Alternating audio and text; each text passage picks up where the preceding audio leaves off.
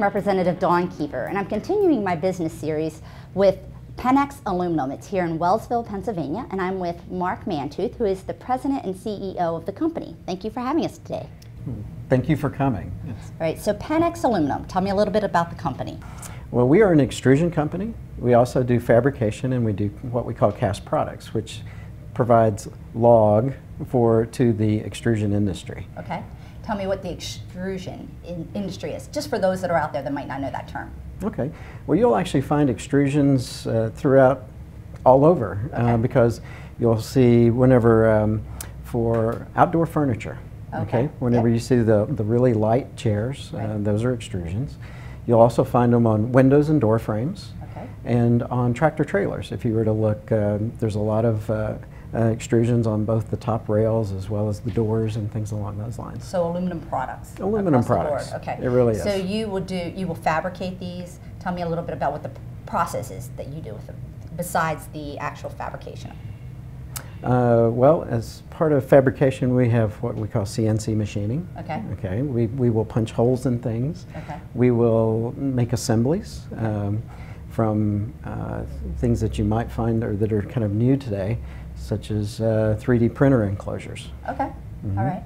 So do you take the product, where do you get the product from? So where are you getting the aluminum that you're casting? We're a very green industry, Okay. because almost all of our product comes from recycled materials. Okay, And so whenever we're doing scrap aluminum, that type of thing, you're purchasing that material? we purchase the scrap aluminum, we melt it, we cast it, we extrude it, and we fabricate it and provide a product. Okay, so you have specific clients that come in and ask for, we need so many tubing of this size and this scale. Is that kind of how it works? That's one way in which it Okay. works. You know, on a lot of products, which we really call engineered products, because a customer has a need, and they know what the need of their product, performance of their product is, but they don't necessarily know how to make that product. Right. And so that becomes where we kind of come into the picture. That's where you fill, the gap that you fill. Okay, so you just located here in Wellsville. Do you have any other plants? No, we actually have 4 locations. Oh, 4. We have in York, in Greenville, Pennsylvania, as Okay. well as Wellsville.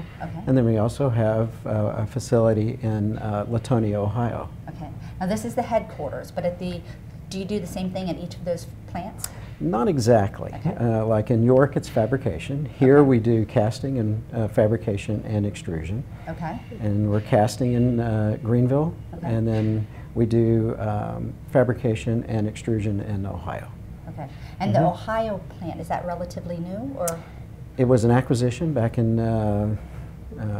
2009, Okay. and then we expanded it in 2015. Okay. And so it's now actually our largest facility.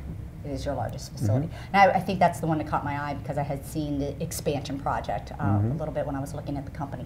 All right, so around here then, I would assume geographically, where are you shipping from? All 4 locations? Yeah, we ship from all 4 locations. 4 locations, so nothing has to go through a hub. And who are some of your clients, like some of your bigger clients? Well, we have automotive customers. Okay. Some of our products end up into Ford and GM and Chrysler and Honda. Okay. We also have some products that end up in, I mentioned the trailers, Right. like Morgan Trailer, EB Trailer, really all over. Okay, because it's a more desirable product because of the weight of it. That's Keeps the weight down? on the transportation side, yes. Okay, okay. And what are some things, so those are transportation uses, are there what's another major use? I'm thinking aluminum, your aluminum cast furniture that's out there, there's a lot of that. There's a lot of outdoor furniture. You'll find a lot there. A lot in fencing and deckings. Oh, right, you know. right, yes. Okay, all right. And so your clients find you, or you have to do a lot of marketing? A little bit of both. Okay. We really don't do a lot of marketing. You know, quite a few of our customers come to us through the website. Okay. Also, we're by reputation in the industry. Right. You know, so you started in Wellsville, there was a small acquisition, and you've expanded into something bigger. Why Wellsville? Well, Wellsville, it was a start, Okay. you know, and so there was already a facility here that we ended up acquiring that was struggling, and Okay. so we built on that, grew that, and continued to grow it year after year, and actually Today, it started out as 4 million pounds a year, and now we're about 92 million pounds a year. Wow, so it's a lot of growth. Mm-hmm. So can you take me onto the plant so we can take a look at some of the fabrication and things that you do out there? Sure. Okay, Yeah, we'll sounds good. All right. All right, so we moved outside here, and this is the scrap yard, if you will. So That's you said correct. you take the product. This is the scrap that you have now. This is scrap aluminum, and you've got them into these cubes. Do you do that part as well? No, Okay. that usually comes from our customers. Okay, so it comes from your customers like that, and then what do you do with it from that point? Okay, we'll take the scrap, we'll combine it with other ingredients, you know, Okay. like you're baking a cake to Okay. make a particular alloy. We'll melt it, and then we'll cast it. And about 60% of our product goes back to the customers that supply us on our scrap. Okay, so and you call these logs. So there's we have them behind you are the logs that you would make out of this aluminum that they've brought to you, and then they just take that back to cast however, extrude and cast however they need to do that. Okay. That is correct. How many times can you do that? Well, actually, that's the beautiful thing about aluminum. It can be recycled over and over and over again. Wow. Okay. Yep. Wow. I don't think people realize that with aluminum. Yep. Plastics, you cannot do that, correct? That's for most plastics. Yeah, you always have to downgrade them, so Okay. they can't go back into the same product over Same and type over. of product. Okay, but aluminum, that's the genius of that product is you can continue to use it over and over again. That's It's correct. Any type of use. And the other thing is, it only takes about 5% of the energy to recycle it, as it does to make it. So it's a great recycling story. Okay, great. Let's keep moving. Okay. So now we're inside the plant. This is where Correct. fabrication is done. That's correct. Okay. So how many people do you employ here? We actually have about 180 employees total. 180 employees at this facility. What's happening in this area right here? Okay. Well, this is just it's a punching operation, and Okay. so we take a long strip of aluminum and punch a bunch of holes in it that will then get riveted and make a side panel on a trailer. On a tractor trailer. On a tractor type trailer. Okay. All right. And so that's an actual press, a punch press that we have. Is that what you're operating here? That's correct. So there's all different types of. This is the main thing happening here. Or are there other? Well, we've got that, and we also what we call cut to length. So if a customer needs a particular size, we will cut it. We can package it, and we can even distribute it to their customers. Okay. So whatever they need. Whatever full they need. service. Okay. Very interesting. So you can take me a little bit further through this Sure. facility? Yeah. Okay, great. All right, so we're at the extrusion part. And what are we doing here? Okay. We take those logs that you saw out there. Right. We cut them to a length. Okay. Then we press them through a die, kind of like the old plate, you know, the Play-Doh. Whenever you had the Right. Play-Doh factory, Yeah. same thing. You squeeze that aluminum through a die, and it creates a shape. Okay. And so we can make all kinds of shapes with that, and that's where you'll see on the exit side, it makes a really long piece of that aluminum that we were punching holes in on the edge. Right. We were just watching them punch the holes over there. Okay. So this is the logs that you have here, and they're cutting those down. You can do different diameters of those logs. The diameter of the log is determined for the particular press. Okay. Okay. But we have about 8,000 different dies, so we can make about 8,000 different shapes. All right. Wow. Okay, that's great. Great. We're what we call a custom extruder. So basically that particular shape is for a particular customer. Okay. So they could bring their die to you, or you could fabricate a die for them if they have a specific item, or are you stuck to those 8,000 that you... No, what happens is they'll bring us a bead, Okay. and we'll help design the die and the part, and then we will have the die made, Okay. and then we will extrude it and provide them the part. And that's part of your customization, that service that you provide. That's correct. Okay. All right.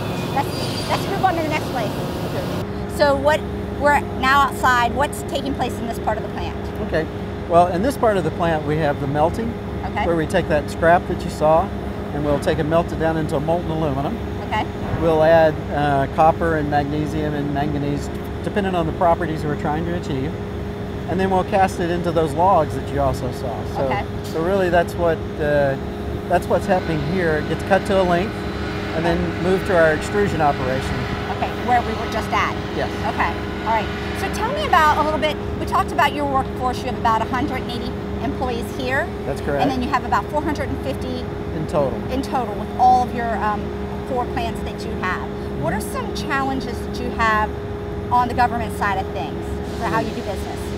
On the government side of things, I mean, we work really well with the local government. Okay. You know, and in here, are you half Warrington Township, Wellsville Borough, or? Well, we do. The line is actually right at the edge of our property. We have some property that's in the one district, and then the other is in Warrington Township, the borough. Okay, so most of it's in the borough of Correct. Wellsville. Okay, that is correct. All right. So you don't have really any struggles or challenges there. You work pretty well with the local government, but as you get up to the state, labor and industry, DEP, DC, Department of Community Economic Development, any of those? You know, the biggest challenge, I guess, is just the expediency with which we can get things done. Yeah. You know, I mean, we found, with most of the departments, we can work with them, but it just takes time. And that's the challenge, because we would like to move a little quicker.